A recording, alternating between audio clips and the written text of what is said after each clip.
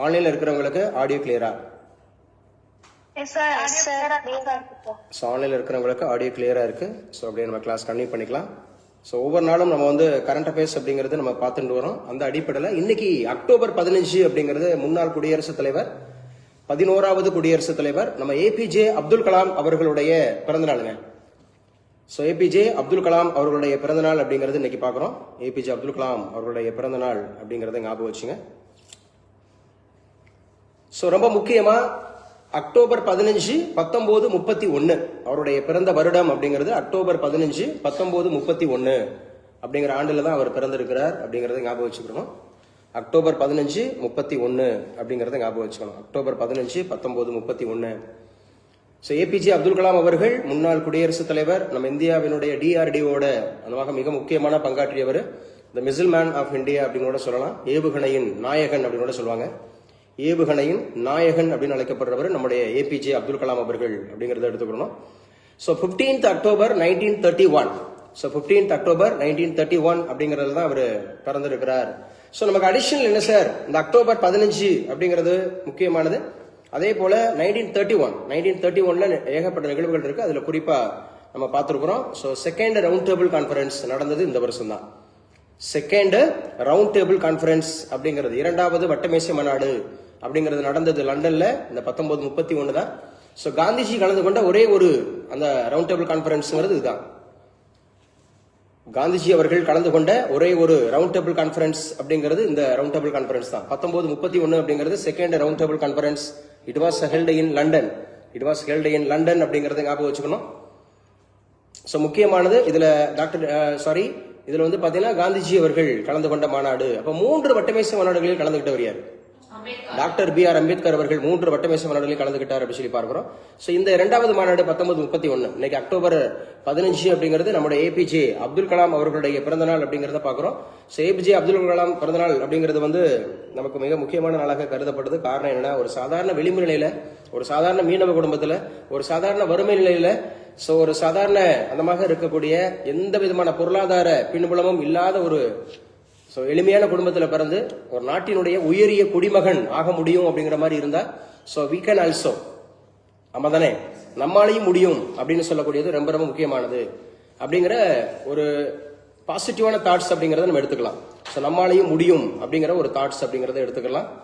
So APJ Abdul Kalam அப்படின்னு சொல்லக்கூடியவர் இன்னைக்கு பிறந்திருக்கிறார் அப்படிங்கிற போது அவருடைய முக்கியமான கோட்ஸ் எல்லாம் நம்ம தெரிஞ்சுக்கலாம். ஒரு ஆஸ்பிரண்ட், ஒரு போட்டித் தேர்வுகளுக்கு தயாராகக்கூடிய மாணவர்கள் நிறைய விஷயங்களை அதுல இருந்து எடுத்துக்கலாம். பர்டிகுலரா என்ன சார் அப்படி சொல்லி பாத்தீங்கன்னா, அவர் சொல்லுவாரு, தூக்கத்தில் வருவது கனவு அல்ல, நம்மளை தூங்க விடாமல் செய்வதுதான் கனவு அப்படின்னு சொல்லியிருப்பாரு.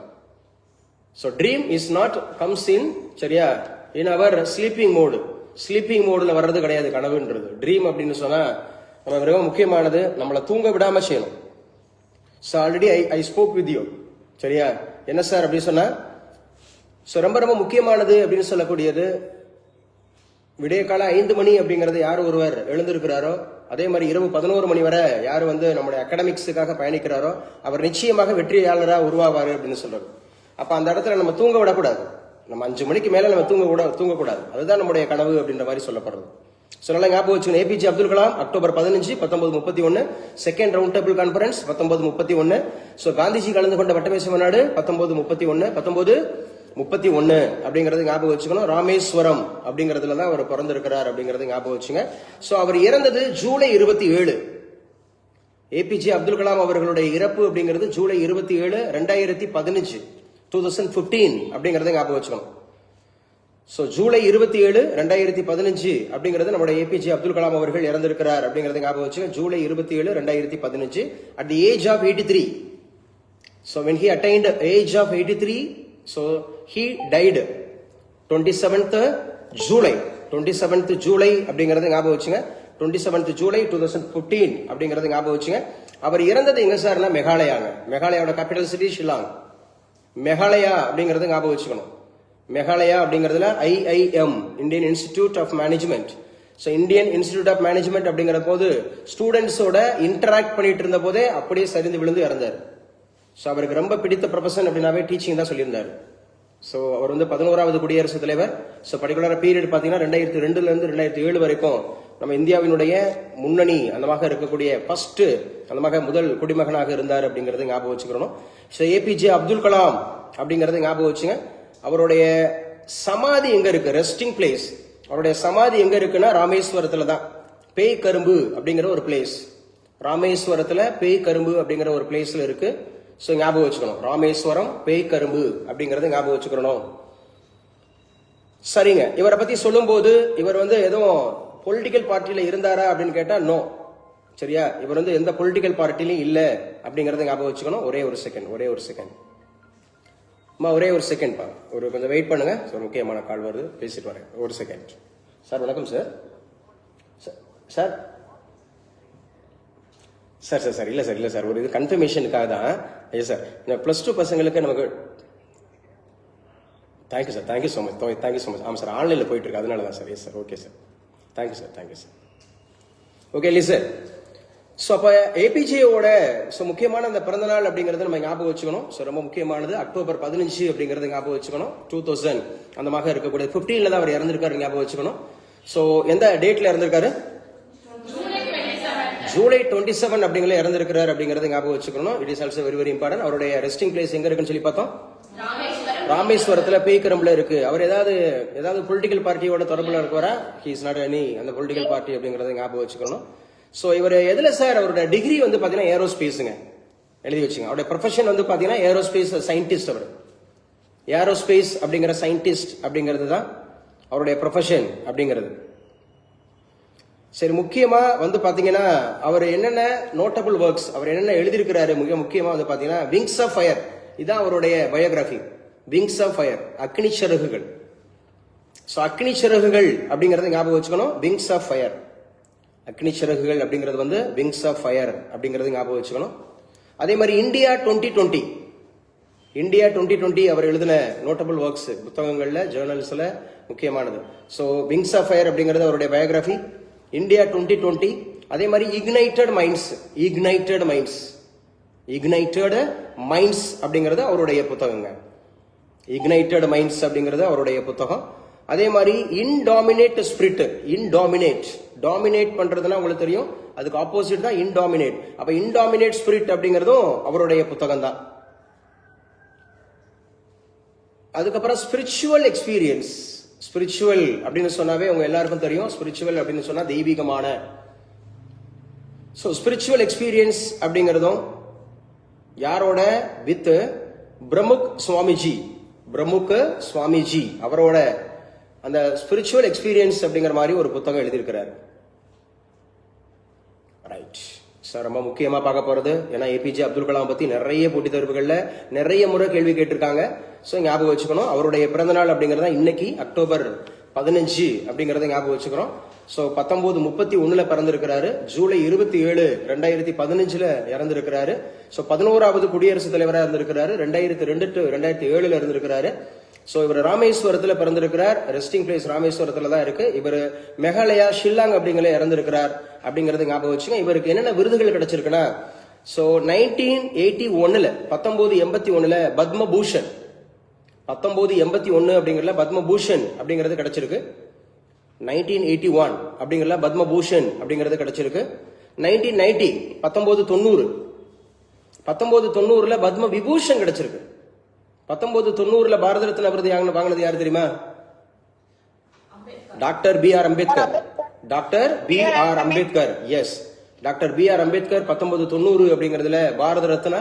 அதே வருடம் ஏபிஜே அப்துல் கலாமுக்கு பத்ம விபூஷன் அப்படிங்கறது அறிவிக்கப்பட்டிருக்கு. சோ இவருக்கு 1997 பாரத ரத்னா. ஏபிஜே அப்துல் கலாம் அவர்களுக்கு 1997 பாரத ரத்னா விருது கிடைச்சிருக்கு. சோ இவருடைய ஃபீல்டு கேட்டா ஏரோஸ்பேஸ் இன்ஜினியரிங் தான். சோ முக்கியமானது. ஆரம்பத்தில் வேலை பார்த்தது டிஆர்டிஓ.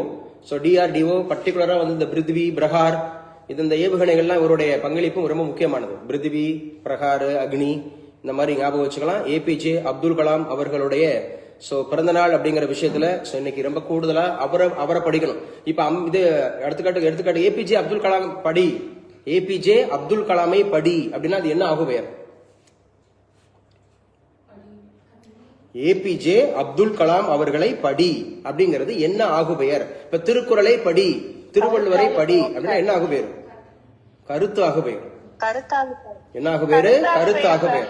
திருவள்ளுவரை படிக்க முடியாது. அவருக்கு மூக்கு எப்படி இருந்துச்சு, கண்ணு எப்படி இருந்துச்சு, அவருக்கு முடி எப்படி இருந்துச்சுன்னு அவரை படிக்க முடியாது. அப்படி திருவள்ளுவரை படினா என்ன அர்த்தம்? திருவள்ளுவருடைய சித்தாந்தத்தை படி, திருவள்ளுவருடைய கொள்கையை படி, திருவள்ளுவருடைய அந்த கருத்துக்களை படி அப்படிங்கிறதா. அப்ப அது கருத்து ஆகு பேர். என்ன ஆகு பேர்?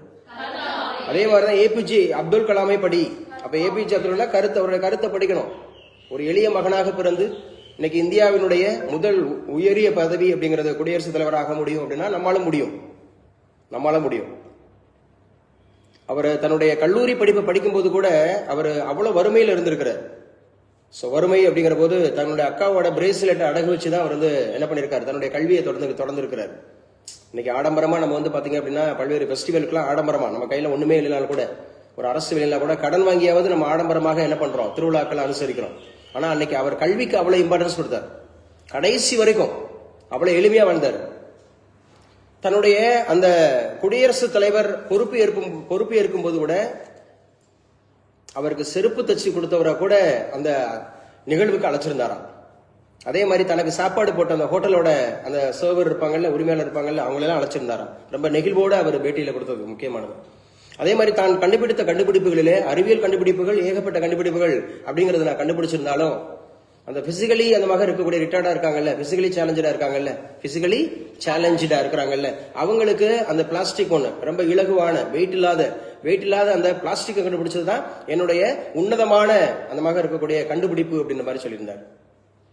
அதே போல போக்ரான் அணுகுண்டு வெடிப்பு சோதனை அப்படிங்கிறது ஏபிஜே அவர் பாத்தீங்கன்னா வாஜ்பாய் அவர்கள், அடல் பிகாரி வாஜ்பாய் அவர்கள் பிரதமராக இருந்த போது அப்ப பாத்தீங்கன்னா இவர் முக்கியமா டிஃபென்ஸ் அப்படிங்கறதுல அவர் ஒரு செக்ரட்டரியா இருந்திருக்காரு, சயின்ஸ் அப்படிங்கறதுல செக்ரட்டரியா இருந்திருக்காரு, ஆலோசகர் அட்வைசர் இருந்திருக்காரு. அப்ப பாத்தீங்க அப்படின்னு சொன்னா அந்த போக்ரான் அணுகுண்டு வெடிப்பு சோதனை நடத்தினதுல இவர் ரொம்ப முக்கியமானவர். ஞாபகம் வச்சுக்கணும். அதே மாதிரி அவருடைய கொட்டேஷன்ஸ் எல்லாருக்கும் ஒரே மாதிரியான திறமைகள் இல்லாம வேணா இருக்கலாம், எல்லாருக்கும் ஒரே மாதிரியான திறமைகள் இல்லாம இருக்கலாம். ஆனா அந்த திறமைகளை வளர்த்துக் கொள்வதற்கான வாய்ப்புகள் எல்லாருக்கும் ஒரே மாதிரி வழங்கப்பட்டிருக்கிறது. இந்த கொட்டேஷன் யாரோடது? ஏபிஜே அப்துல் கலாமோடது. எல்லாருக்கும் ஒரே மாதிரியான திறமைகள் இல்லாம வேணா இருக்கலாம், ஆனா அந்த திறமைகளை வளர்த்துக் கொள்வதற்கான வாய்ப்புகள் எல்லாருக்கும் ஒரு சேர வழங்கப்பட்டிருக்கிறது. அப்ப வாய்ப்பு இருக்கு, நீங்க தான் பயன்படுத்தணும். திறமை இல்லாம இருக்கலாம், ஆனா வாய்ப்பு இருக்கு. வாய்ப்பை பயன்படுத்தி திறமைகளை வளர்த்துக் கொள்ளலாம். வாய்ப்பை பயன்படுத்தி என்ன பண்ணலாம்? திறமைகளை வளர்த்துக் கொள்ளலாம் அப்படிங்கிறது முக்கியமானது. ஏபிஜே அப்துல் கலாம் நம்ம கத்துக்க வேண்டியது. மக்கள் அதமாக குடியரசுத் தலைவராக இருந்தவர். உலகமே போற்றக்கூடிய அளவுல அவருடைய அந்த ஃபியூனரல் அப்படிங்கிறது இருந்தது. அநேக லட்சக்கணக்கானோர் கூடினாங்க. ஏபிஜே அப்துல் கலாமுடைய இறப்பு அப்படிங்கிறது குடியரசுத் தலைவராக இருந்து இறக்கல, குடியரசுத் தலைவராக இருக்கையில இறக்கல, ஆனா குடியரசுத் தலைவரா இல்லாத போது கூட அவ்வளோ அந்த மாதிரி இருந்தது அப்படிங்கிறது. இன்னைக்கு கரண்ட் அஃபேர்ஸ்ல அவருடைய பிறந்தநாள் அப்படிங்கிற விஷயத்துல நீங்க கூடுதலான விஷயங்கள் அப்படிங்கறத கத்துக்குங்க, ரொம்ப முக்கியமானது. ரைட், அடுத்து என்ன சார் இன்னைக்கு உன்னோட கரண்ட் அஃபேர்ஸ்ல முக்கியமானது இருக்கு, பீகார் தேர்தல். தொடர்ந்து நம்ம பார்த்துட்டு இருக்கோம் பீகார்னு. பீகார்ல எப்ப தேர்தல் ஆரம்பிக்குது? November 6, November 9. இரண்டாம் கட்ட தேர்தல் நவம்பர் 11. ஆமா, நவம்பர் 6, நவம்பர் 11, நவம்பர் 14. நவம்பர் 14ல ரிசல்ட். அப்ப நவம்பர் அப்படிங்கிறது 6 அப்படிங்கிறது முதல் கட்ட தேர்தல், நவம்பர் 11 அப்படிங்கிறது இரண்டாம் கட்ட தேர்தல், நவம்பர் 14 அப்படிங்கிறது ரிசல்ட். மொத்தம் எத்தனை தொகுதிகள்? 24 அந்த மாதிரி இருக்கக்கூடிய 3 243 தொகுதிகள். அப்ப யாரு முன்னணியில ஆட்சியில இருந்தது? யாரு முன்னால? ஐக்கிய ஜனதாதளுடைய முதலமைச்சர் யாரு? நிதிஷ்குமார். பீகாரோட கேபிட்டல் சிட்டி எது? பாட்னா. பாட்னாவோட பழைய பேர் எது? பாடலிபுத்திரம். பாடலிபுத்திரம் அப்படிங்கிறது யாருடைய தலைநகர்? குப்தர்களுடைய தலைநகர். முதலாவது தலைநகர் பாடலிபுத்திரம். அப்ப இரண்டாவது தலைநகர் உஜ்ஜயினி. இரண்டாவது தலைநகரம் உஜ்ஜயினி. முதல் புத்த சமய மாநாடு எங்க நடைபெற்றது? பாடலிபுத்திரம். சார் அது இல்ல, ராஜகிருதம். அதாவது இந்த மாநாடு தான் யாரோட மாநாடு அப்படின்னு சொல்லி பாத்தீங்கன்னா நம்முடைய மகாவீரர் இருக்கிறால ஜெயின மாநாடு. சரி, அதுதான் பாடலிபுத்திரம். இரண்டாவது வல்லாபி. பாடலிபுத்திரம் அண்டு வல்லாபி அப்படிங்கறது ஞாபகம் வச்சுக்கணும். சார் யாரு குப்த வம்சத்தை தோற்றுவிச்சவரு? ஸ்ரீகுப்தரோட பையன் கடோட்சகனோட பையன் முதலாம் சந்திரகுப்தர் பையன் சமுத்திரகுப்தர் பையன் இரண்டாம் சந்திரகுப்தர் பையன் குமாரகுப்தர். நாலந்தா பல்கலைக்கழகத்தை தோற்றுவிச்சவரு குமாரகுப்தர். விக்ரமாதித்ய என்று அழைக்கப்பட்டவர் இரண்டாம் சந்திரகுப்தர். இந்திய நெப்போலியன் என்று அழைக்கப்பட்டவர் சமுத்திரகுப்தர். சரியா? ஷாகரி என்று அழைக்கப்பட்டவர் இரண்டாம் சந்திரகுப்தர். ஷாகரி என்ற பெயர் அவருக்கு எதற்காக வந்துச்சு? ஷாகர்களை வென்றதால். எஸ், ஷாகர்களை வென்றதாள் அப்படிங்கறது ஞாபகம் வச்சுக்கணும். அப்ப பீகாரோட துயரம் எது? கோசி. பீகாரோட துயரம் எது? கோசி அப்படிங்கறத ஞாபகம் வச்சுக்கணும். பீகார் அப்படிங்கறது ஞாபகம் வச்சுக்கணும். ஜார்க்கண்ட் அப்படிங்கறது ஞாபகம் வச்சுக்கணும். பீகார்ல இருந்து தான் ஜார்க்கண்டா பிரிஞ்சு 28வது மாநிலமாக பீகார்ல இருந்து ஜார்க்கண்ட் அப்படிங்கிற மாநிலம் பிரிஞ்சு. Mahendra Singh Dhoni he belongs to Jharkhand, அந்த மாதிரி இருக்கக்கூடியது ராஞ்சி அப்படிங்கறத ஞாபகம் வச்சுக்கணும். என்ன சார் இன்னைக்கு பீகார் தேர்தல் 71 பாஜக வேட்பாளர்கள் அறிவிச்சிருக்காங்களா? சரி, பாஜக எத்தனை இடங்கள்ல போட்டி போடுது? 101. ஐக்கிய ஜனதா தளம் 101. அங்க எதிர்கட்சி ராஷ்டிரிய ஜனதா தள். ராஜ்ய ஜனதா தள் யார பொறுப்பு? தேஜஸ்வி யாதவ். எஸ், யாருப்பா? தேஜஸ்வி யாதவ் அப்படிங்கறத ஞாபகம் வச்சுக்கணும். மங்கோலியாவின் வளர்ச்சிக்கு இந்தியா வலுவான பங்களிப்பா. மங்கோலியர்கள் அப்படின்னு சொல்லக்கூடிய மங்கோலியா அப்படிங்கிற ஒரு நாடு, அந்த நாட்டினுடைய பிரதமர் வந்திருக்கிறார் நினைக்கிறேன். ஐ திங்க் சோ யாருன்னு பார்ப்போம். மங்கோலியாவின் வளர்ச்சிக்கு நம்பிக்கைக்குரிய வலுவான பங்களிப்பை நல்கும் நாடாக விளங்குகிறது இந்தியா என்று பிரதமர் நரேந்திர மோடி தெரிவிச்சிருக்கிறாரு.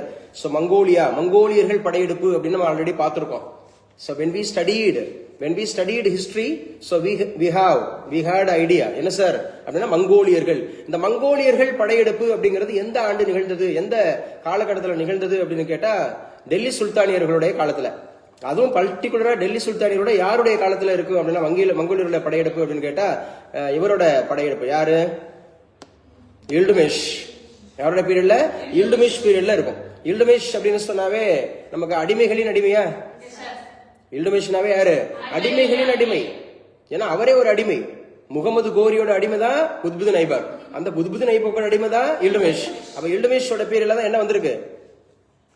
மங்கோலியர்கள் படையெடுப்பு. மங்கோலியர்கள்ல சிறந்த அரசன் யாரு? செங்கிஸ்கான்.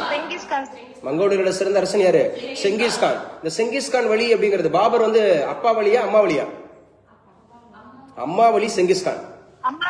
அம்மா வழி செங்கிஸ்கான். அப்பா வழி வந்து துருக்கி, தைமூர். துருக்கியில தைமூர் ஞாபகம் வச்சுக்கணும். அப்ப அந்த செங்கிஸ்கான் அப்படிங்கிற வம்சாவளி மங்கோலியர்கள் அப்படிங்கிறவங்க இன்னைக்கு இந்தியாவோட ஒரு கூட்டு அப்படிங்கறது. அதை பத்தி கூடுதல் விஷயங்கள் பார்ப்போம். டாஸ்மாக் வழக்கில் அமலாக்கத்துறையினர் அதிகாரம். உச்சநீதிமன்றம் கேள்வி. உச்சநீதிமன்றத்தினுடைய தற்போதைய தலைமை நீதிபதி யார்? B.R. கவாய். B.R. கவாய் எத்தனையாவது தலைமை நீதிபதி? 52வது தலைமை நீதிபதி. உச்சநீதிமன்றம் எந்த பார்ட் கூறுது? 5. பார்ட் 5. உச்சநீதிமன்றத்தினுடைய ஆர்டிகல் என்ன? 124, 147. 124, 147. எந்த வருடம் உச்சநீதிமன்றம் உருவானது? 1774. 1774 எங்க இருந்தது? எலிசா இம்பே. சார் எலிசா இம்பே கல்கட்டால இருந்துச்சு அப்படிங்கிறது. எப்போ இந்தியாவுக்கு வந்துச்சு? ஜனவரி 26, 1950. ஜனவரி 26, 1950. ஃபர்ஸ்ட் ஹியரிங் எப்ப நடந்துச்சு? ஜனவரி 28, 1950. ஜனவரி 28, 1950. அப்ப ஜனவரி 28, 1950 அப்படிங்கறதுல யாரு? H.J. கானியா. H.J. கானியா. ஜனவரி 28, 1950 யாரு? H.J. கானியா அப்படிங்கிறது. சோ எத்தனை நீதிபதிகள் அப்படிங்கிறது மொத்தம்? 34. என்னங்க? 34 அப்படி. நேத்துக்கு நாகரத்னா பார்த்தோமா? நாகரத்னான்றது ஃபீமேலா மேலா? ஃபீமேல் அப்படிங்கறது ஞாபகம் வச்சுக்கணும். மொத்தம் 34. உச்சநீதிமன்ற நீதிபதிகளை நியமிப்பவர் யார்? President of India. உச்சநீதிமன்ற நீதிபதிகள் அப்படிங்கிறவங்கள பதவி நீக்கம் செய்வது யார்? பார்லிமெண்ட் அப்படிங்கறது ஞாபகம் வச்சுக்கணும். இம்பீச்மெண்ட். உச்சநீதிமன்ற தலைமை நீதிபதிக்கு பதவி பிரமாணம் செய்து வைப்பவர் யாரு? President of India. உயர்நீதிமன்ற நீதிபதி நியமிப்பவர் யாரு? President of India. President of India தான் முக்கியமா ஞாபகம் வச்சுக்கணும். உச்சநீதிமன்ற தலைமை நீதிபதியோட சம்பள அளவு 2,80,000. 2,00,000. மற்ற நீதிபதிகளுக்கு சம்பள அளவு 2,50,000. நல்லா பேசுங்க. 2,50,000 அப்படிங்கறத ஞாபகம் வச்சுக்கணும். உச்சநீதிமன்ற நீதிபதிகளை சோ யாரு பரிந்துரைக்கக்கூடிய அந்த குழுவுக்கு என்ன பேரு? கொலிஜியம். என்னப்பா? கொலிஜியம். கொலிஜியம் எந்த வருஷம்? 1993. கொலிஜியம் எந்த வருஷம்? 1993. NHRC எந்த வருஷம்? 1993. NHRCங்கிறது என்ன? National human rights commission. National human rights commission அப்படிங்கறத ஞாபகம் வச்சுக்கணும். 1993 அப்படிங்கறத ஞாபகம் வச்சுக்கணும். TASMAC. What is expansion of TASMAC?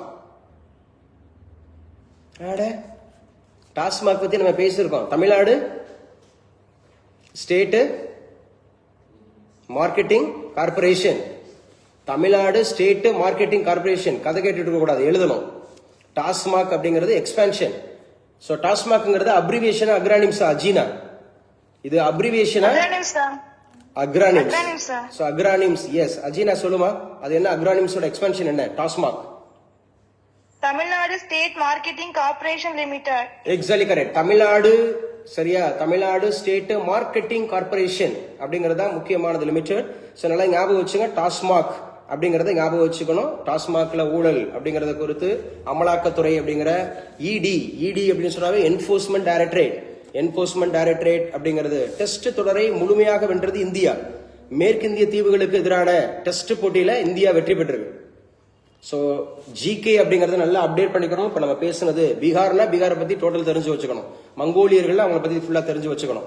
டாஸ்மாக்னா தெரிஞ்சு வச்சுக்கணும். சோ அமலாக்கத்துறைனா தெரிஞ்சு வச்சுக்கணும். உச்சநீதிமன்றம் தெரிஞ்சு வச்சுக்கணும். பேப்பர் ரீடிங் இல்லாம நீங்க எந்த போட்டி தேர்விலும் ஜெயிக்க முடியாது.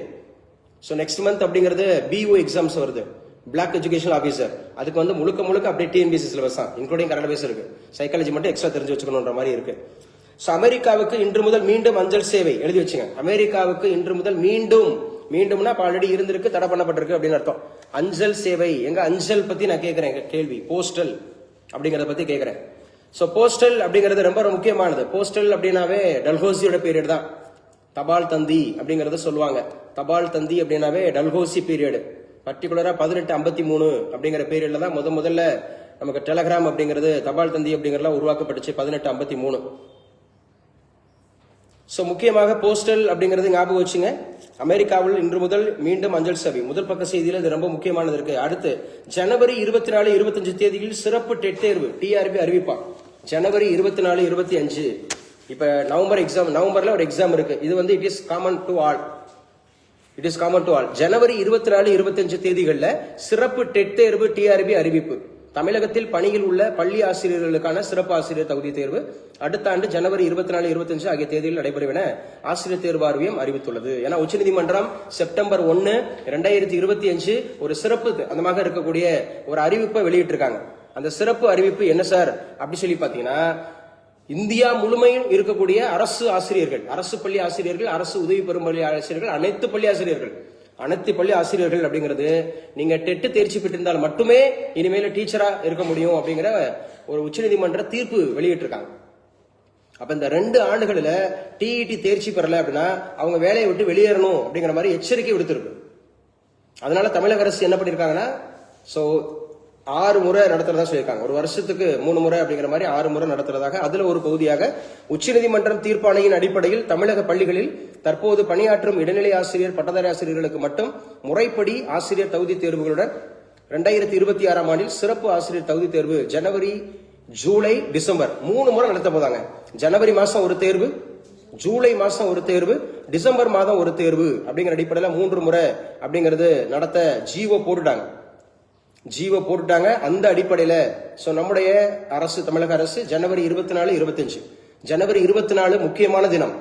நம்முடைய இந்திய அரசியலமைப்பு சட்டத்துல இந்திய தேசிய கீதம், தேசிய பாடல், நேஷனல் சாங் அப்படின்னு சொல்லக்கூடிய வந்தே மாதரம், நேஷனல் ஆந்தம் சொல்லக்கூடிய ஜனகணமன, ரெண்டுமே வந்து பாத்தீங்க அப்படின்னு சொன்னா அரசியலமைப்பு சபையால் அங்கீகரிக்கப்பட்டது அப்படிங்கிறது வந்து இந்த வருஷம் தான்.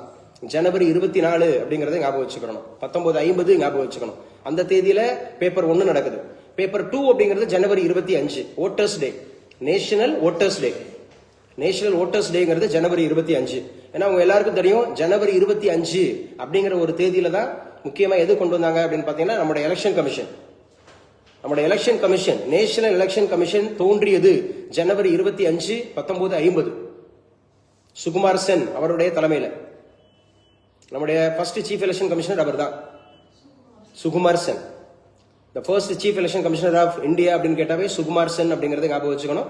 அப்ப வருடத்திற்கு 3 முறை 2026 மட்டும், ஜனவரி மாசத்துல, ஜூலை மாசத்துல, டிசம்பர் மாசத்துல நம்ம கூட தென்றல் ஐஏஎஸ் அகாடமி டிஇடி எக்ஸாமுக்காக சரியா ஒரு சிறப்பு என்ன பண்றோம் அப்படின்னா டெஸ்ட் பேட்ச். இந்த டெஸ்ட் நவம்பருக்கு ஒரு டெஸ்ட் பேட்ச் நடத்துறோம். கரெக்டா 1 மந்த் இருக்கு. அப்படிங்கிற போது நவம்பர் 15ஆம் தேதி தானே எக்ஸாம். நவம்பர் 15ங்கிறப்போ இப்ப அக்டோபர் 15ல இருக்கோம். 1 மாசம் 30 நாளும் தேர்வு. 30 நாள் அப்படிங்கிறது தேர்வு அப்படிங்கிறது. உங்களுக்கு சைக்காலஜி 10 யூனிட் முடிச்சாச்சுலமா அஜினா? சைக்காலஜி 10 யூனிட் முடிச்சாச்சு. தமிழ் அப்படிங்கிறது 10ஆம் வகுப்பு நடத்திட்டு இருக்கிறோம். இங்கிலீஷ் மேக்ஸிமம் முடிச்சாச்சு, மேத்ஸ் மேக்ஸிமம் முடிச்சாச்சு, சயின்ஸ் போயிட்டு இருக்கு, சோசியல் போயிட்டு இருக்கு. இன்னும் 1 மாசம் இருக்கு, நல்லா படிக்கலாம். நம்மளுடைய டார்கெட் வந்து 150 அவுட் ஆஃப் 150, 150க்கு 150. நமக்கு 82 எடுத்தா பாஸ்ன்ற மாதிரி இருக்கு. குறைஞ்சபட்சம் எல்லாருமே 100க்கு மேல எடுக்கணும். ஏன்னா அது தகுதி தேர்வு அப்படிங்கறதுனால 55% மார்க் எடுத்தா போதுன்றாங்க. ஈஸியா பாஸ் பண்ணலாம். ஜனவரி 24, 25 அப்படிங்கிற சிறப்பு டெட் தேர்வு அறிவிச்சிருக்காங்க.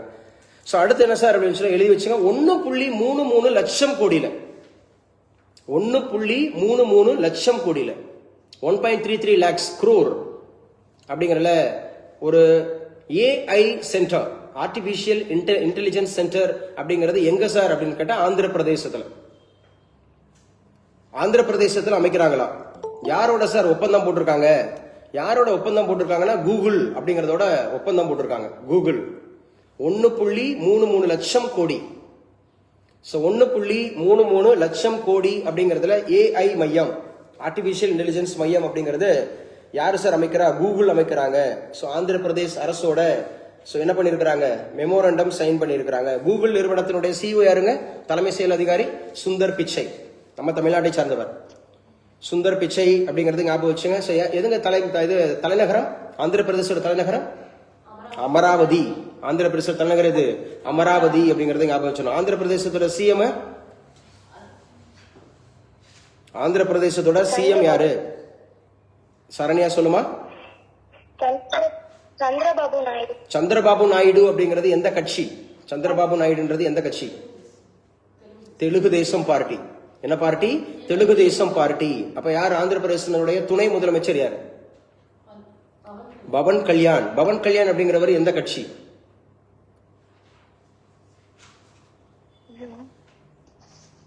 ஒரு முறை கூட நான் சொல்லவே இல்லையா? இவ்வளவு அமைதி நிசத்தம். யாருப்பா சொல்லுங்க. பவன் கல்யாண் அப்படின்னாவே ஜனசேனா. பவன் கல்யாண் அப்படின்னாவே ஜனசேனா கட்சி. அப்ப முதல் பக்கத்துல தான் முடிச்சிருக்கிறோம். But we have discussed a lot of information. So lot of information பேசியிருக்கிறோம். ஸோ மங்கோலியர்களை பத்தி பேசியிருக்கோம், முகலாயர்களை பத்தி பேசியிருக்கிறோம், உச்சநீதிமன்றத்தை பத்தி பேசியிருக்கிறோம், ஏபிஜே அப்துல் கலாமை பத்தி ஃபுல்லா பேசியிருக்கிறோம். உலக தரவரிசை பட்டியலில் இடம்பெற்றது காரைக்குடி அழகப்பா பல்கலைக்கழகம். காரைக்குடி அழகப்பா பல்கலைக்கழகம் இந்திய அளவில் எத்தனாவது இடத்துல இருக்குன்னு பார்த்தோம்? இந்திய அளவுல 14th. சரி, தமிழகத்துல 3rd. ஸோ இந்திய அளவுல 14வது இடத்துல இருக்கு அழகப்பா பல்கலைக்கழகம். அழகப்பாரால் ஆரம்பிக்கப்பட்டது. ஸோ ஞாபகம் வச்சுக்கணும், அழகப்பா பல்கலைக்கழகம் அப்படிங்கிறது இந்திய தரவரிசையில 14, தமிழக தரவரிசையில அப்படிங்கிறது 4, 3. உலக தரவரிசையில அப்படின்ற மாதிரி இடம்பெற்றதா பார்ப்போம். டைம்ஸ் உயர்கல்வி நிறுவனம் கடந்த 9ஆம் தேதி இதற்கான பட்டியலை வெளியிட்டது.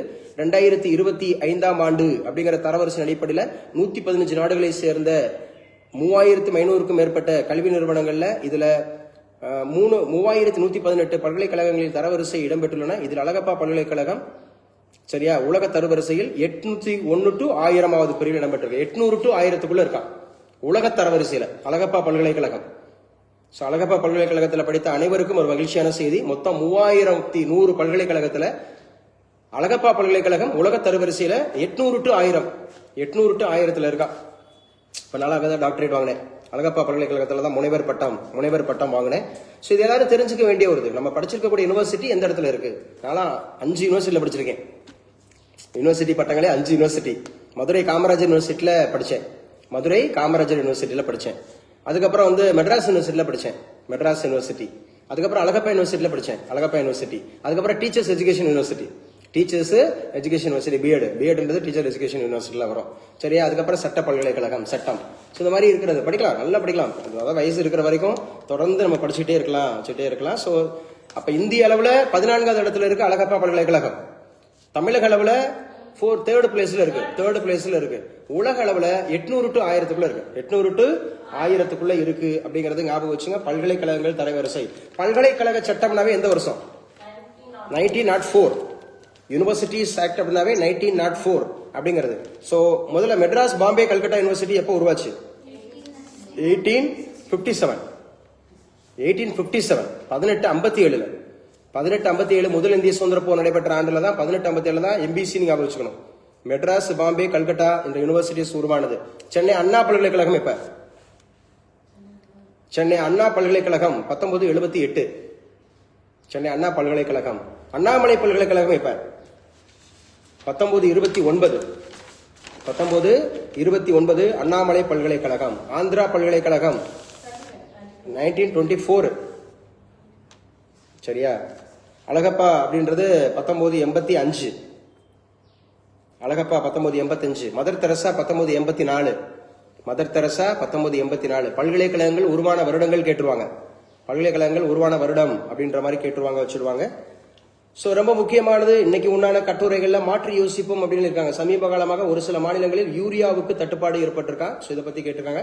மங்கோலியாவின் வளர்ச்சிக்கு இந்தியா வலுவான பங்களிப்பு. மங்கோலியாவினுடைய அதிபர் வந்திருக்காருங்க. மங்கோலியா அப்படிங்கிற நாட்டினுடைய அதிபர் வந்திருக்கிறார், செங்கிஸ்கான் பரம்பரை. சோ மங்கோலியாவுடைய அதிபர் அப்படின்றது யார் சார் வந்திருக்கிறா அப்படின்னா குரேல் சுக் உக்னா, குரேல் சுக் உக்னா, குரேல் சுக் உக்னா அப்படிங்கிறவர் வந்திருக்காரு. குரேல் சுக் உக்னா அப்படிங்கிறது வந்திருக்கிறார். சோ ஞாபகம் வச்சுக்கணும். உரிமை தொகை திட்டம், மகளிர் உரிமை தொகை திட்டம், மகளிருக்கு மாதந்தோறும் எவ்வளவு ரூபாய் கொடுக்கறாங்க? 1000 ரூபாய் கொடுக்கறாங்க. உலக அரங்கில் வளரும் சக்தியாக இந்தியா அப்படின்னு பிரிட்டன் பிரதமர் சொல்லியிருக்காரு. யாருங்க பிரிட்டனுடைய பிரதமர்? Gear Starmer. நல்லா பேசுங்க. கியர் ஸ்டார்மர் அப்படிங்கறது ஞாபகம் வச்சுக்கணும், அவர்தான். ஜப்பானுடைய முதல் பெண் பிரதமராக தேர்ந்தெடுக்கப்படுவங்க யார்? தகாட்சி. என்னங்க? தகாட்சி. தகாட்சி அப்படிங்கிறவங்க தான் முதல் ஜப்பான் நாட்டினுடைய முதல் பெண் பிரதமராக தேர்ந்தெடுக்கப்பட்டிருக்கிறவங்க தகாட்சி அப்படிங்கறது ஞாபகம் வச்சுக்கணும். he is also very very important. குடியரசு துணைத் தலைவருடன் சந்திப்பு யாரு சார் அப்படி சொல்லி பாத்தீங்க அப்படின்னு சொன்னா மத்திய அமைச்சர்கள் ஷோபா அந்த மாதிரி இருக்கக்கூடிய ஷோபா அண்ட் ஆல்சோ மான்சுக் மாண்டேவியா இவங்க எல்லாம் சந்திச்சிருக்கிறாங்க. ஹரியானா மேலும் ஒரு காவல் அதிகாரி ஒரு ஐபிஎஸ் வந்து பாத்தீங்கன்னா தற்கொலை பண்ணிருக்காரு because of caste discrimination. Caste அப்படிங்கிற டிஸ்கிரிமினேஷன்ல ஐபிஎஸ் அதிகாரி தற்கொலை பண்ணிருக்கிறாரு அப்படிங்கறத பாக்குறோம். இந்தியாவின் தரமற்ற இருமல் மருந்துகள் உலக சுகாதார அமைப்பு எச்சரிக்கை.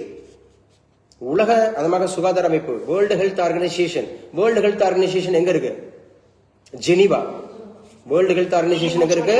ஜெனீவால இருக்கு. வேர்ல்டு ட்ரேட் ஆர்கனைசேஷன் எங்க இருக்கு? ஜெனீவா. World trade organisation. அதே மாதிரி வேர்ல்டு மெட்டீரியலாஜிக்கல் ஆர்கனைசேஷன் எங்க இருக்கு? ஜெனீவா. டபிள்யூன்னு ஆரம்பிச்சிருச்சுனாவே மேக்சிமம் ஜெனீவால இருக்கும். ஜெனீவா அப்படிங்கிறது. ஜெனீவால பிறந்தது யாரு? அஜீனா, ஒரு சைக்காலஜிஸ்ட் ஜெனீவால பிறந்திருக்கிறார். சோ டிடி படிச்சவங்க யாரு வேணாலும் சொல்லலாம். ஜெனீவால பிறந்தவர் யாருன்னு தெரியாதா? முதல்ல ஆன்லைன்ல கிளாஸ் போயிட்டு இருக்கா இல்ல கட் ஆயிடுச்சா? போயிட்டு இருக்கு சார். கிளாஸ் போயிட்டு இருக்கு, சரியா? ஜெனீவா அப்படிங்கறதுல பிறந்த ஒரு சைக்காலஜிஸ்ட், ஃபேமஸ் சைக்காலஜிஸ்ட் இருக்காரு. ஜெனீவா அப்படிங்கறது ஞாபகம் வச்சுக்கணும், மிக முக்கியமானது அப்படிங்கறத ஞாபகம் வச்சுக்கணும். பயங்கரவாதிகளுக்கு இனி பாதுகாப்பான இடமே இல்லை, அமித்ஷா எச்சரிச்சிருக்கிறார். அமித்ஷா எந்த துறைக்கான அமைச்சர்னு பார்த்தோம்? Home minister. என்னங்க? Home minister. இந்தியாவினுடைய முதல் ஹோம் மினிஸ்டர் யாரு? இந்தியாவினுடைய முதல் ஹோம் மினிஸ்டர் அப்படிங்கிறது சர்தார் வல்லபாய் பட்டேல். இந்தியாவின் இரும்பு மனிதர் யாரு? சர்தார் வல்லபாய் பட்டேல். சர்தார் வல்லபாய் பட்டேலுக்கு எங்கு சிலை அமைக்கப்பட்டிருக்கு? குஜராத். குஜராத்ல எங்க அமைக்கப்பட்டிருக்கு? அகமதாபாத். குஜராத்ல எங்க? அகமதாபாத். குஜராத் அகமதாபாத் அப்படிங்கிறது. சோ நல்லா ஞாபகம் வச்சுக்கணும். It is also very very important. பயங்கரவாதிகளுக்கு நீ பாதுகாப்பான இடமே இல்லை அப்படி சொல்லி இருக்கிறார். சோ அடுத்து என்ன சார் முக்கியமானது? யூபிஎஸ்சி விடைக்குறிப்பு முடிவு திருப்தி உச்சநீதிமன்றம் சொல்லியிருக்கிறாங்க. சோ ராகுலுக்கு எதிரான 12 ஆண்டுகள் பழைய வழக்கு உச்சநீதிமன்றம் தள்ளுபடி பண்ணியிருக்காங்க. பேரிடர் அபாய குறைப்பு செலவல்ல கூட்டு முதலீடு அப்படின்னு சொல்லியிருக்காங்க. சோ இதெல்லாம் முக்கியமானது. கரண்ட் அஃபேர்ஸ்ல என்னென்ன கூடுதலான விஷயங்கள். டெஸ்ட் தொடரை முழுமையாக வென்றது இந்தியா. யாருக்கு எதிராக? வெஸ்ட் இண்டீஸுக்கு எதிராக. முதல் உலகக்கோப்பை கிரிக்கெட்டை வென்ற நாடு எது? வெஸ்ட் இண்டீஸுங்க. முதல் உலகக்கோப்பை வென்றது 1975. 1975 ஃபர்ஸ்ட் வேர்ல்டு கப் அடிச்சது வெஸ்ட் இண்டீஸ் தான். வெஸ்ட் இண்டீஸ் அப்படிங்கறது ஞாபகம் வச்சுக்கணும். சோ டெஸ்ட் தொடரை முழுமையாக வென்றது இந்தியா. யாருக்கு எதிராக அப்படின்னு கேட்டா வெஸ்ட் இண்டீஸுக்கு எதிராக. யாரு சார் ஆட்ட நாயகன் அப்படின்னு கேட்டா குல்தீப் யாதவ். குல்தீப் யாதவ் 8 விக்கெட்ல எடுத்திருக்காரு, அவர் தான் ஆட்ட நாயகன். ஆட்ட நாயகன் அப்படிங்கிறது சோ கடைசியில. சோ அதே மாதிரி சீரீஸ் யார் சார் வெற்றி பெற்றா? தொடர் நாயகன் அப்படிங்கிறது ரவீந்திர ஜடேஜாவா. ரவீந்திர ஜடேஜா 8 விக்கெட்டுகள் எடுத்திருக்காரு, 104 ரன்கள் கொடுத்திருக்காரு. சோ ரொம்ப முக்கியமானது. டெஸ்ட் தொடரை வென்றது இந்தியா அப்படின்னு சொல்லியிருக்காங்க. யாரு சார் டெஸ்ட் சீரீஸ் வின் பண்ணவர்? ரவீந்திர ஜடேஜா. ரவீந்திர ஜடேஜா. விளையாட்டு வீரர்களுக்கு மருத்துவ காப்பீடு திட்டம் முதல்வர் தொடங்கி வைத்தார் நம்ம தமிழ்நாட்டில். சோ விளையாட்டு வீரர்களுக்கு மருத்துவ காப்பீடு திட்டம் அப்படிங்கறது ஞாபகம் வச்சுங்க. சோ என்னைக்கு இங்க வந்து பாத்தீங்க அப்படின்னா காசா அண்ட் இஸ்ரேல் ஒப்பந்தம் கையெழுத்தானது அக்டோபர் 13. அக்டோபர் 13 எங்க வச்சு சைன் ஆச்சு? ஈஜிப்ட். ஈஜிப்ட் அப்படிங்கறது அதிபர் யாரு? அல் அசிசி அப்படிங்கிறது. காசா போர் நிறுத்தம் தொடரும் சிக்கல்கள். பாருங்க, காசா போர் நிறுத்தம் சொல்லியிருக்காங்க, இங்கிட்ட தொடரும் சிக்கல்கள் சொல்லியிருக்காங்க. எடுத்து வச்சுங்க. ஸ்பேஸ் எக்ஸ் அப்படிங்கிறது 11வது ராக்கெட் சோதனை வெற்றிருக்காங்க. ஸ்பேஸ் எக்ஸ் யாரோடது? Elon Musk. ஸ்பேஸ் எக்ஸ் அப்படிங்கிறது எலன் மாஸ்கோடது. அவருடைய 11வது ராக்கெட் வந்து சோதனை வெற்றியா. 11வது முறையாக விண்ணில் ஏவி சோதிக்கப்பட்ட ஸ்பேஸ் எக்ஸ் நிறுவனம் பிரமாண்ட ஸ்டார்ஷிப் ராக்கெட் வெற்றிகர ஸ்டார்ஷிப் அப்படிங்கிற ஒரு ஏவுகணை எங்க இருந்து சார்? டெக்சாஸ்ல இருந்து. டெக்சாஸ் இது அமெரிக்கால இருக்கு. உலகின் மிகப்பெரிய மற்றும் சக்தி வாய்ந்த இந்த ராக்கெட் மூலம் இன்னும் சில ஆண்டுகளில் நிலவுக்கு மனிதர்களை அனுப்ப திட்டமிடப்பட்டிருக்கு. இதோட உயரம் வந்து பாத்தீங்கன்னா 123 மீட்டராங்க. இதான் இதுவரைக்கும் உலகிலேயே மிகப்பெரிய மற்றும் சக்தி வாய்ந்த ராக்கெட்டா. உலகின் மிகப்பெரிய அப்படிங்கிறது சரியா, பிக்கஸ்ட் அண்ட் ஆல்சோ ரொம்ப ஸ்ட்ராங்கஸ்ட். ஸோ நல்லா ஞாபகம் வச்சுக்கணும். It is also very very important. இதோட உயரம் மட்டும் 123 மீட்டர்.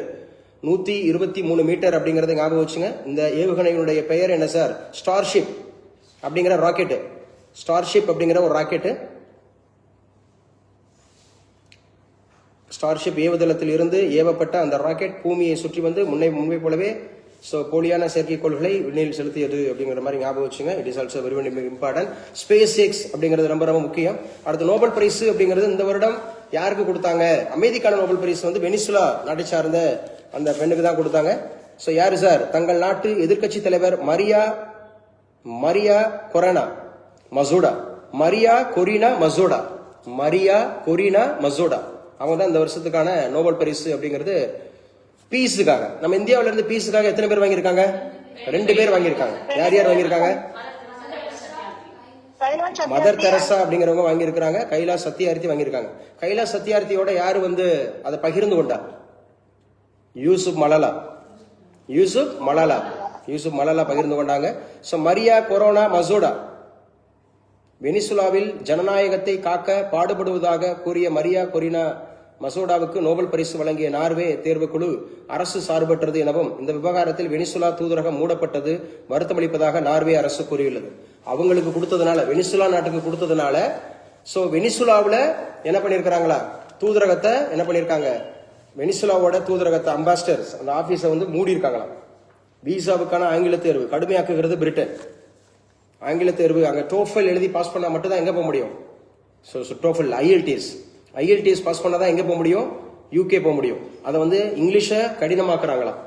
இங்கிலீஷ் அப்படிங்கறத கடினமாக்குறாங்க. அப்படின்னா என்ன அர்த்தம்? விசா எல்லாருக்கும் கிடையாது அப்படிங்கிற மாதிரி இருக்கிற விஷயத்த கொண்டு வராங்க அப்படிங்கறத ஞாபகம் வச்சுங்க. சோ இன்னைக்கு உன்னோட கரண்ட் அஃபேர்ஸ் அப்படிங்கறது முடிவுக்கு வருது. சோ ரொம்ப முக்கியமான விஷயங்கள் அப்படிங்கறத ஞாபகம் வச்சுங்க. சோ நம்முடைய போட்டித் தேர்வுகளுக்கு தேவையான அத்துணை அப்படிங்கிற மாதிரி விஷயங்களையும் நல்லா பாத்துங்க. கல்வி உரிமை சட்டம், மாணவர் விவரம் தாக்கல் செய்ய தனியார் பள்ளிகளுக்கு கால அவகாசம் நீட்டிப்பு. ஏன்னா ஆர்டிஇ ஆக்டின் படி அனைத்து தனியார் பள்ளிகளிலும் 25% இடஒதுக்கீடு அப்படிங்கிறது கொடுக்கணும் எல்லாருக்கும். 25%.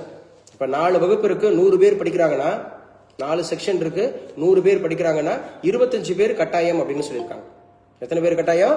25 பேரை ஆர்டிஇல அனுமதிக்கணும். எந்த பள்ளிகள்ல? தனியார் பள்ளிகளில்.